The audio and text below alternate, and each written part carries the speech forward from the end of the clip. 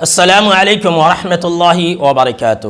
حامدہ و مصلیاً اما بعد، برادران اسلام، آج کے درس کا موضوع ہے کہ ہم ایک مہینے عبادتوں کو انجام دینے کے بعد فخر کے اندر مبتلا ہو جاتے ہیں اور یہ سوچنا شروع کر دیتے ہیں کہ ہم نے اللہ رب العالمین کی بہت ہی زیادہ عبادتیں کر لی ہیں اب بس۔ حالانکہ جانتے ہیں اللہ رب العالمین کی عبادت کا حق کوئی بھی مخلوق ادا نہیں کر سکتا ہے۔ کوئی بھی مخلوق، میں کہہ رہا ہوں انسان نہیں، کوئی بھی مخلوق اللہ رب العالمین کی عبادت کا حق ادا نہیں کر سکتا ہے۔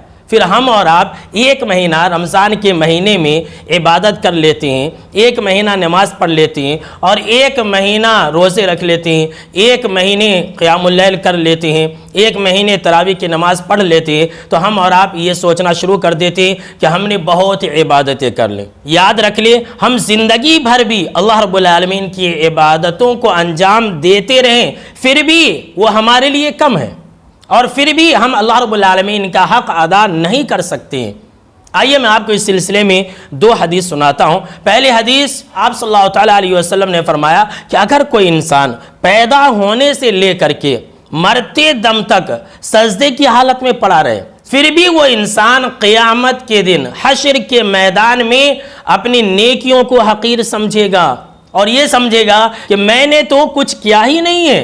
اتنا ہی نہیں، آپ صلی اللہ علیہ وسلم نے فرمایا کہ وہاں پر وہ انسان سوچے گا کہ اسے پھر سے دوبارہ دنیا کے اندر لوٹا دیا جائے تاکہ وہ انسان اور بھی زیادہ نیکیوں کو انجام دے سکے۔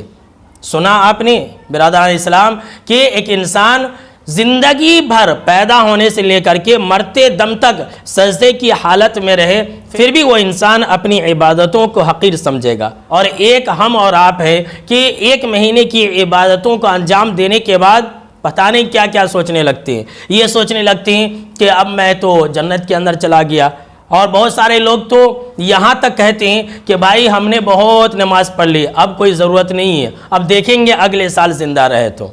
آئیے میں آپ سب کی عبرت کے لیے ایک دوسری حدیث سناتا ہوں، اور یہ بالکل ہی صحیح روایت ہے۔ اس حدیث کے اندر اس بات کا ذکر ہے کہ آپ صلی اللہ علیہ وسلم نے فرمایا کہ کل قیامت کے دن حشر کے میدان میں اللہ رب العالمین میزان کو رکھے گا، ترازو کو رکھے گا، اور وہ ترازو اتنا بڑا ہوگا کہ اس کے اندر زمین اور آسمان کو بھی اگر تولا جائے تو اس کا بھی وزن ہو جائے گا۔ جب یہ ترازو رکھا جائے گا تو فرشتے ڈر جائیں گے، فرشتے گھبرا جائیں گے اور کہیں گے کہ اے میرے رب، اتنے بڑے ترازو کے اندر تو کس کو تولے گا، تو کن کا وزن کرے گا؟ تو اللہ رب العالمین کہے گا کہ میں اپنے مخلوق میں سے جس کا چاہوں گا اس کا وزن کروں گا۔ تو یہ سن کر کے فرشتے کہیں گے سبحانک ما عبدناک حق عبادتک، کہ اے میرے رب تیری ذات پاک ہے، ہم نے تیری ویسی عبادت نہیں کی جیسی کرنی چاہیے تھی۔ اللہ اکبر کبیرہ۔ آپ نے سنا برادران اسلام کہ فرشتے یہ کہیں گے کہ ہم نے تیری عبادت ویسی کی ہی نہیں جیسی کرنی چاہیے تھی۔ جو کبھی بھی اللہ رب العالمین کی نافرمانی نہیں کرتی، ایسی مخلوق یہ کہے گی کہ ہم نے اے اللہ تیری عبادت کا حق ادا نہیں کیا۔ اور ایک ہم اور آپ ہیں، ایک مہینہ عبادت کو انجام دینے کے بعد پتہ نہیں کیا سوچنے لگ جاتی ہیں۔ آگے فرمایا آپ صلی اللہ علیہ وسلم نے کہ اللہ رب العالمین جہنم کے اوپر پل صراط کو رکھے گا جو اس سرے سے بھی زیادہ تیز ہوگا۔